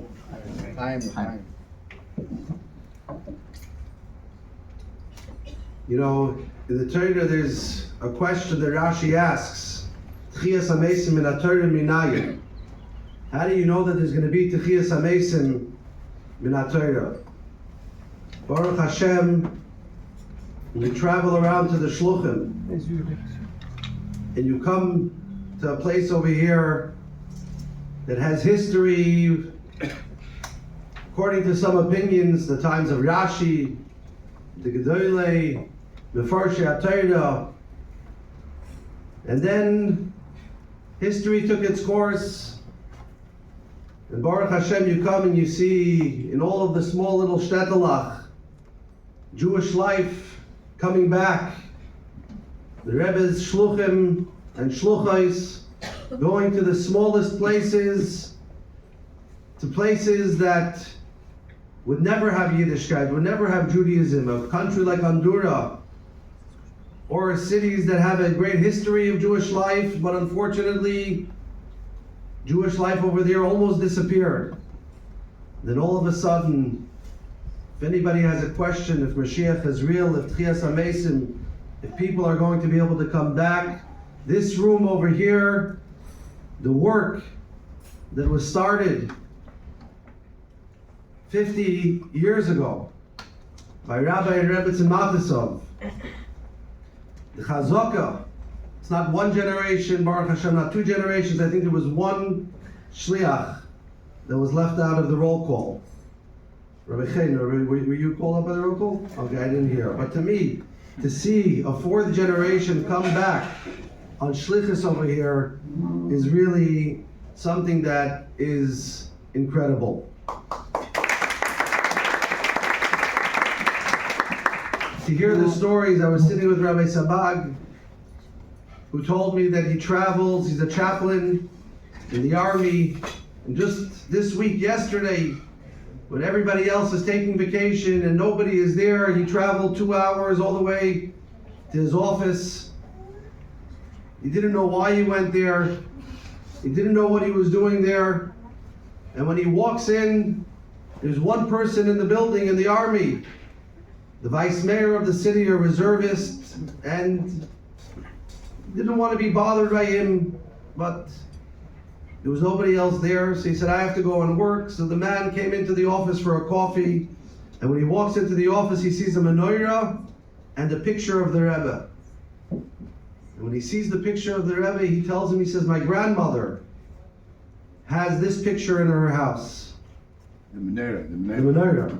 To me, it's the picture.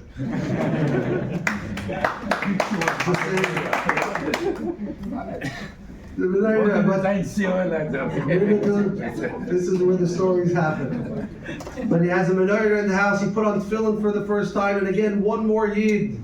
V'atem teluktu echad echad, one by one, we come and we find the yidden in each of these pinei dachas, the kibbutz golius, that the Rebbe sent us over here. I remember my father telling me that when he was a child, so the kids, they would walk by 770 and they always wanted to get a peek at what the Rebbe was doing.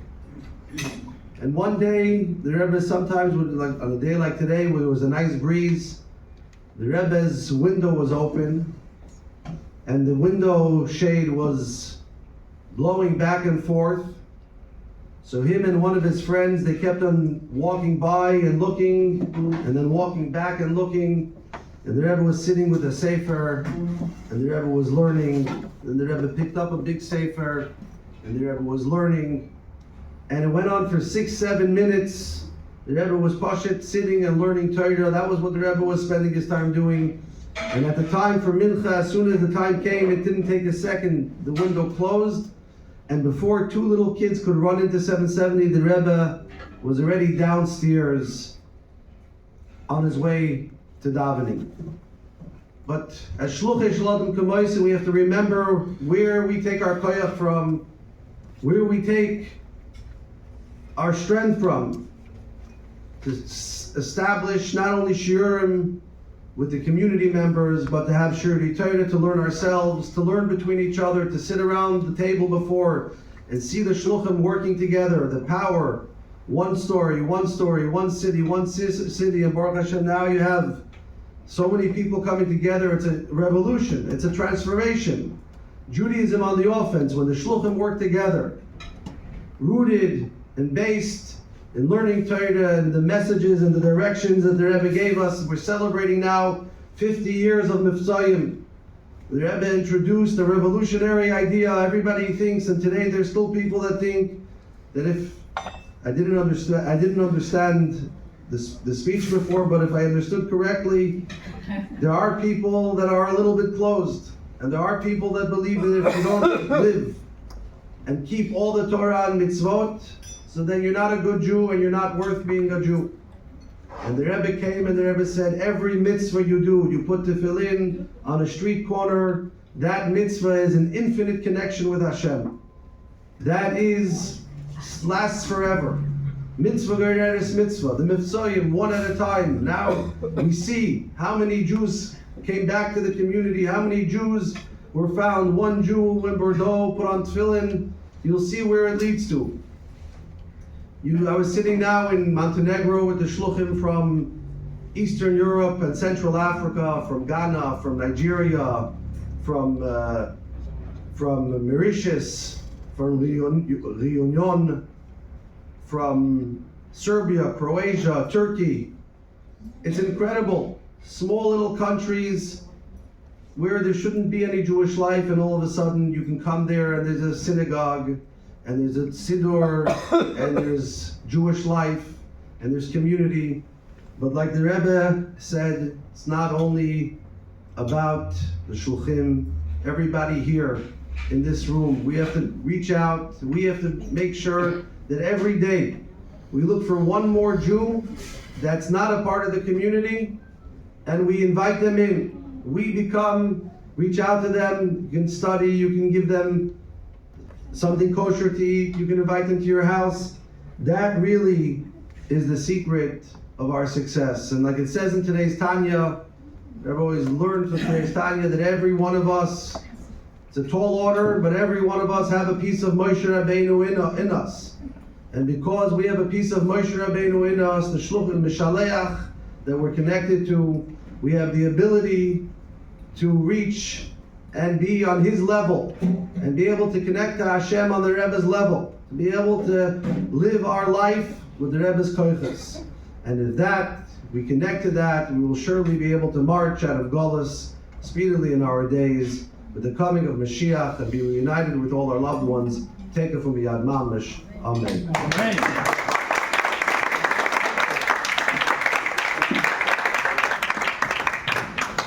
J'ai pensé vous présenter une traduction, mais en vous observant, j'ai vu que tout le monde a tout compris. Merci beaucoup et qu'effectivement tu puisses continuer à faire dans ta nouvelle mission. Chers amis, je vous en supplie, alors on arrive à 15h, déjà il y a le quart d'heure toulousain, ça vous nous devez.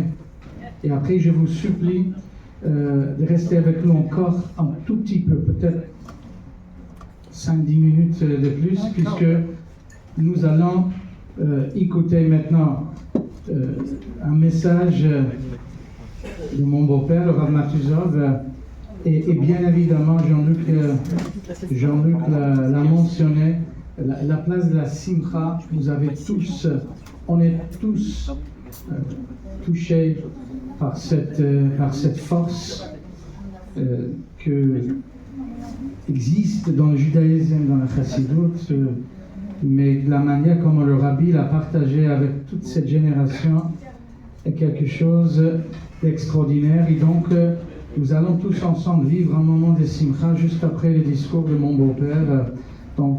Et ensuite, on fera le Birkat Hamazon. Aux shluchim et aux shluchot, après, avec une petite pause, nous allons également faire la photo du groupe pour reprendre après les différents ateliers de la journée. Chers amis, je ne vais pas, moi, faire de grandes introductions. Gadol Mirabon Shemo, on vient d'entendre plusieurs hommages.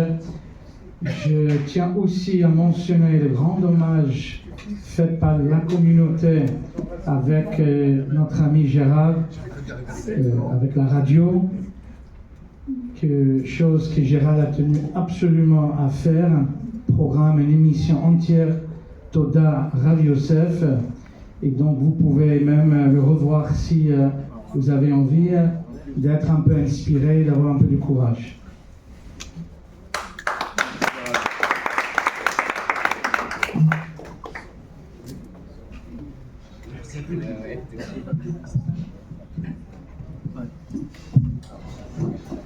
Il y a beaucoup de choses à dire, mais le temps est court.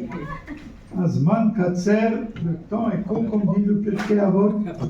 Amnacha Meruba, il y a encore beaucoup de travail, mais lo alecha amnacha ligmor. 50 ans, le Rabbi a dit que il n'y a jamais quelque chose qu'il faut se satisfaire, qu'il faut s'arrêter et penser que tout est bien. Je remercie toutes les considérations et tout ce qui a été dit à mon égard, mon épouse, mes collègues les shluchim, toute notre action dans la région, mais il y a encore beaucoup à faire. Un jour, mon beau-frère, Ravadin Even Israël, a dit à une réunion à New York, qui était à l'occasion d'une grande, je pense que c'était 40 ans du Rabbi. Tout le monde, bien sûr, a dit des choses qu'on a fait. Il s'est levé. Il a dit, si vous pensez que vous avez tout fait, vous n'avez rien fait encore. Parce il y a encore plein de Juifs et plus de Juifs qui ne sont pas concernés. Sortez et regardez. Bien sûr, ça a refroidi tout le monde. Il y a eu beaucoup de mécontents. C'était pas ce qu'on attendait ce soir-là, mais il a dit des vérités. Il faut des fois dire des vérités. Moral et Rabotai, il nous reste beaucoup de travail encore à faire. Je viens de dire à mon ami Jean-Luc que je souhaite, si Dieu nous prêtera vie à lui, à moi et à tout le monde, que dans 50 ans, on puisse, et j'espère qu'on n'aura plus, parce que Mashiach sera là, on aura accompli notre mission. Moraï le Rabotai, j'ai cité déjà ce matin, mais je vais reprendre. Effectivement, à toute fin, il y a début, il n'y a pas de fin, mais il y a un début en tout cas. Le Rabbi a lancé en shlichut avec un choix bien indiqué, bien dirigé, que il faut servir. Et le choix qui a été dévolu sur Toulouse était pour travailler dans un terrain, comme on dit en yiddish, glatt, un terrain chalak, où il ne risque pas d'avoir, effectivement, c'est ce que j'ai eu. Baruch Hashem, le premier de province, j'ai eu ça. Avec l'accueil qui a été cité, Dr Grinfogel, le grand rabbin Haïk, le rabbin Castiel, tous ceux qui étaient là de l'époque, Michel Ben Semoun, et d'autres, je ne vais pas m'arrêter. Je veux citer une phrase que j'ai eue de Rav Hillel Pevzner. On a cité son fils, petit-fils, Motla Lava Shalom de Perpignan. Moi, j'étais un élève de son grand-père, Rav Hillel, qui était un de mes maîtres à Brunois. Et parmi les choses que j'ai eu avec lui des expériences, c'est un grand rave aussi, il est venu pour rendre le mikvé très cachère. Il était cachère, mais il a été fait quelques années avant mon arrivée, mais il y avait un petit problème, je ne vais pas rentrer maintenant, qu'il fallait arranger. Et il est venu pour arranger la chose. Bien sûr, c'était avec le grand rabbin Haïk, le rabbin Haïk de l'époque, et on était assis à table ensemble, et il a dit quelque chose de très fort et puissant au rabbin Haïk. Il a dit un verset très étonnant. Echad mikem yanis elef, un de vous fera fuir 1 millier, ou shnaim mikem, et 2 de vous revava une myriade. On a doublé par 10. Doublé, redoublé, multiplié par 10. Où est la symétrie, où est les mathématiques, là, les comptables? On parle de 1 1000 et de 2 myriades. Et bien justement, il a dit, on ne regarde pas les calculs comme ça dans le judaïsme. Une force égale une autre, 2 égale 2, non. Il s'agit ici des forces et des puissances de Dieu, divines, de la Neshama, Effectivement, un, c'est Elef. Et peut-être même plus. Mais Shnaïm, ça se multiplie par 10, ça se multiplie par un milliard, par une puissance infinie. Revava, en d'autres termes, veut dire infini. C'est ce qu'a dit le rabbi Pevzner au rabbin Ali. Et il lui a dit, vous comprenez de quoi je veux parler? Il y a vous, bien sûr, le rabbin de la ville, et il y a à côté un petit jeune qui vient d'arriver. Mais ce petit jeune, où j'étais que son élève, est de l'âge de ses enfants, et il lui a dit, eh bien, vous êtes deux et vous pouvez faire des myriades, et de l'infini à deux. Moraï Verabotai, c'est ce que j'ai indiqué ce matin, c'est une des choses que le rabbi m'a donné comme mission, et à travers moi, c'est ce que est la ligne directrice.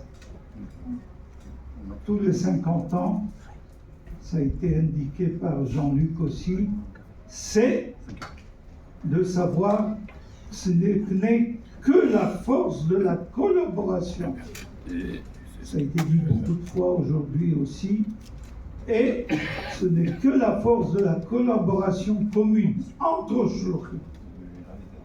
Entre shluchim et des forces vives de la communauté, leurs rabbins, leurs guides, leurs dirigeants, ceux qui ont des responsabilités, et ce n'est qu'une force conjointe, commune, ensemble, qui peut gagner et qui doit gagner. Comme on dit dans le slogan bien connu, avec Ardout, avec l'unité, la vie est à Géoula, on amènera la délivrance. Et la délivrance a été citée, c'est Ve'atem Teluktu le'am echad, vous allez être recueillis, rassemblés, un par un. On dit qu'à l'Égypte, un cinquième, malheureusement, est sorti, et les autres qui n'ont pas voulu sortir sont restés. Mais ça ne sera pas le cas. Comme le rabbi interprète dans la Haggadah, que si il était là-bas, il n'aurait pas délivré le rachat. Mais c'est que s'il était là-bas en Égypte. Parce que les Hadith là-bas, demain, quand Mashiach arrive ce soir, c'est pas qu'il y a un qui va rester, non. Aucun va rester. Tous ensemble. Et c'est pour ça que nous avons le devoir. Et ce devoir n'est pas qu'un devoir des shluchim. Le shluchim, le rabbi a lancé, mais il a eu d'autres occasions de dire que chaque juif est un chaliard de Dieu, que chacun qui fait la diffusion de la Torah est un chaliard de Dieu. Et il y a une shlichut de chaque neshama dans ce monde. Et par conséquent, même un qui va mettre filin à un autre juif, il n'est pas chaliard. Mais le fait qu'il met juif, qu'il mette filin, il sauve le monde. Je cite le cas de filin. Mais ça peut être pour toutes les bonnes choses qu'on fait. Moraï Verabotai, on est là tous pour faire encore un juif. Le rabbi a dit, nous l'a dit dans une yichidout que j'ai eue aussi, pas personnelle, mais une yichidout collective, que la première mitzvah de la Torah, il a répété beaucoup de fois, c'est pour vous. Multipliez-vous, croissez, soyez nombreux, faites d'un juif un autre juif. Bien sûr, c'est dans le sens littéral d'abord d'avoir des enfants avec l'aide de Dieu, et quand on peut, Dieu aide et on fait, mais c'est aussi pour vous, Berouchaniout spirituel, faites qu'il y ait un autre juif qui soit conscient de son judaïsme. Et s'il est déjà conscient, il connaît Aleph, il doit apprendre Aleph avec un autre. Et s'il connaît Bet, il doit apprendre Bet avec un autre.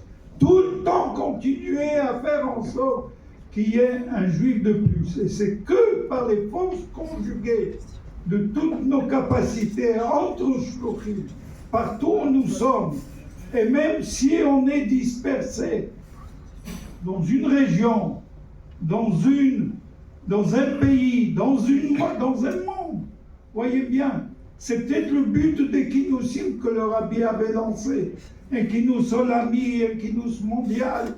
Il n'avait pas lancé ça pendant 40 ans qu'il était Rabbi. Et il a lancé ça dans la dernière, à l'aube de la dernière décennie, pour dire, effectivement, unissez-vous. Soyez là pour être à l'unité. Et c'est ça le but, effectivement, de Kinous. Et le Kinous, c'est pour partager avec la communauté au sein de laquelle on se trouve, partager les communautés dans laquelle laquelle on est là pour la représenter aussi. Son père, Alav Shalom, Reb Moïse, Alav Shalom, mon ami, disait quelque chose d'extraordinaire. Dans le Kinous Shoftim HaOlami, il a dit c'est tout le judaïsme qui est là.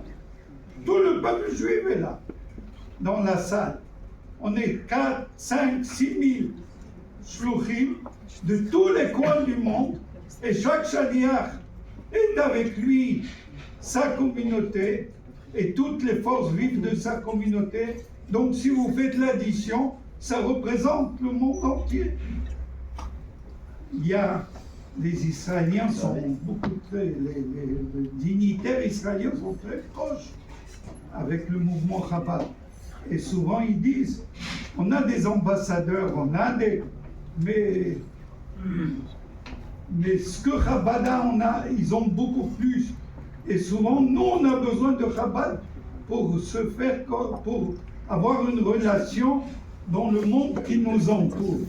Effectivement, Moraï Rabotai, c'est ce que nous devons avoir comme mission, tous ensemble, les shluchim, les soutiens, les supports, la collaboration de vous tous, de tous ceux que nous supportent dans le bon sens et qui vont effectivement nous aider et continuer à nous aider, et on vous aidera et on s'aidera mutuellement avec tout le peuple juif pour la venue de Mashiach très prochainement. Je vous remercie.